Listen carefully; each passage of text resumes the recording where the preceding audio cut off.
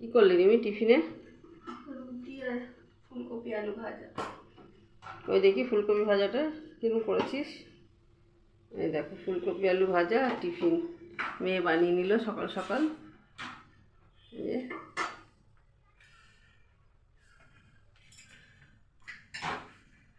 চলো রুটিটা করে নিল। দেখো বন্ধুরা, দিদির কাছে একটা জিনিস শিখলাম। দেখো আমি কচুরলতি কি কষ্ট করে বাছি, আর দেখো দিদি কি সুন্দর এই যে কচুরলতিটা কেটে একটু ভাপিয়ে নিয়েছে না দিদি? হ্যাঁ, একটু ভাপিয়ে নেবে। একটু ভাপিয়ে নিয়ে তারপরে দেখো এই যে ঠান্ডা করে কি সুন্দর ছুলছে, দেখো কি তাড়াতাড়ি হয়ে যাচ্ছে। আমাকে বলছে দাঁড়াও তোমাকে এটা শিখিয়ে দিই। আমি এটা জানতাম না, আমি এটা শিখে নিলাম, এর বাড়িতে আমিও করবো।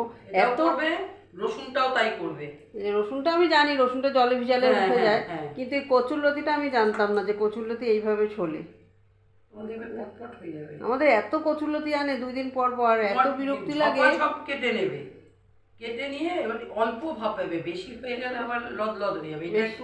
এটাও একটু হয়েছে বেশি, মানে বেশি হয়ে গেলে গলে যাবে, ছোলা যাবে না, তাই তো? ছোলা যাবে না, ছোলা যাবে কিন্তু ওই রান্নাতে একটু লদ হয়ে যাবে। লদ হয়ে যাবে না?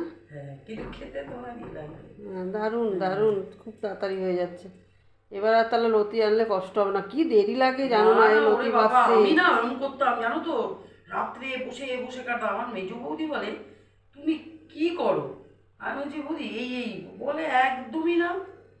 আমি তো আগের দিন বেঁচে রাখি, যদি আগের দিন না বাঁচতে পারি পরে খুব দেরি হয়ে যায়। ফটফট করে তোমার রান্নার একটুখানি ইসে হয়ে যাবে। তাও তো এগুলো কচি ঠিক আছে, এগুলো ছোলার না, ঠিক আছে, এগুলো ছোলার না, এগুলো ছোলার না। এইভাবেই ছুলবো। আর শোনো, একটু বড় বড় করে করা যায় না? একটু বড় করে বড় করেও কাটতে পারো, কিন্তু কি বলো তো, তোমার রান্নার মাপে নিয়ে নেবে। হ্যাঁ, তাহলে আর পরে কাটতে তোমাকে আর কাটতেও হবে না। এবার তুমি রেঁধে নিলে। ঠিক আছে, এরকম করেই বাড়িতে গিয়ে করবো। দেখো আজকে কি রান্না হয়েছে। আজকে প্রচণ্ড বেলা হয়ে গেছে। দেখো এই রান্নাটা দিদি করেছে। এই যে লোটে মাছ ঝুরঝুরে করেছে, এটা দিদি করেছে, আমি করিনি এই রান্নাটা।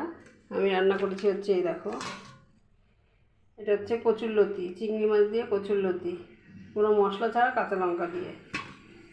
আর এটা দেখো নিরামিষ তরকারি, সব কিছু দিয়ে বড়ি দিয়ে, এর মধ্যে কটা চিংড়ি মাছও দিয়েছি। এটা হচ্ছে নিরামিষ তরকারি। আজকে প্রচণ্ড দেরি হয়ে গেছে, দাদা বাজারে গেছিলো, 12টার পরে এসছে, এই জন্য প্রচণ্ড দেরি হয়ে গেছে। এই জন্য দেখো এই যে কড়াই দিয়ে এখনও নামাইনি, এখনই খেতে দিয়ে দেবো। আর এই যে ভাত, এই যে চলো তোমাদের দেখিয়ে দিলাম।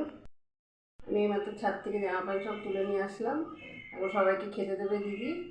আর মেয়ের বাড়িতে এসে ভিডিও করছি, তাও তোমরা ভিডিওটা ঠিকঠাক করে দেখছো না, লাইক করছো না, শেয়ার করছো না।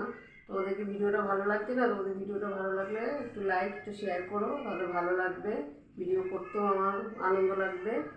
টাটা, এখনকার মতন রাখছি।